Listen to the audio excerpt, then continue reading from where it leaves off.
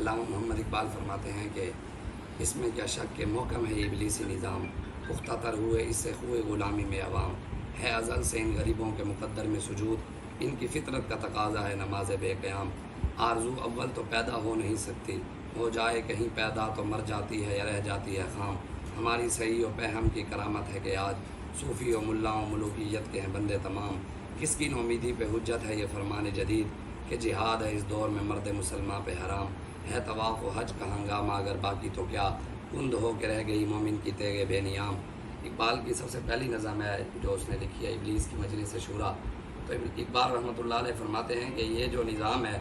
جو یہ سارا نظام قائم ہو گیا تھا، اس نظام کے اندر لوگوں کے دل و دماغ کے اندر ایسی غلامی بٹھائی جاتی ہے کہ ان کے دلوں میں کبھی آرزو پیدا ہی نہیں ہوتی کہ ظالموں کے سامنے کبھی ہم نے آنکھ اٹھانی ہے۔ اقبال کہتے ہیں یہ ابلیس کا نظام ہے جس کے اندر لوگوں کے دل و دماغ کے اندر اور ہے ازل سے ان غریبوں کے مقدر میں سجود، کہتے ہیں ان کے مقدر میں ہے ہی سجدہ رکوع، ان کی فطرت کا تقاضا ہے نماز بے قیام۔ اقبال کہتے ہیں ان کی فطرت کے اندر ہی نہیں ہے کہ نماز کے اندر کھڑا بھی ہونا ہے، یہ ہمیشہ یہ کہتے ہیں کہ ہم نے یا رکوع کرنا ہے یا سجدہ کرنا ہے، مطلب ظالم جتنا مرضی جرم کرتے رہیں، کوئی آٹا چوری کر جائے، کوئی چینی چوری کر جائے، کوئی اور چوری کر جائے، کوئی سریا چوری کر جائے، کوئی سیمنٹ چوری کر جائے، کوئی ہارڈ ویئر چوری، جو مرضی جس طرح کا بھی چور ہو، تو وہ کہتا ہے یہ کبھی بھی ان کے سامنے سر اٹھانے کی بات ہی نہیں کرتے، ہمیشہ سر جھکا کر رہتے ہیں۔ امام موسیٰ کاظم نے فرمایا ہے، آپ فرماتے ہیں کہ جو ظالم کے چہرے کو خوشی سے بھی دیکھتا ہے، آپ نے فرمایا قیامت والے دن وہ بھی اس کے ساتھ جہنم میں جائے گا۔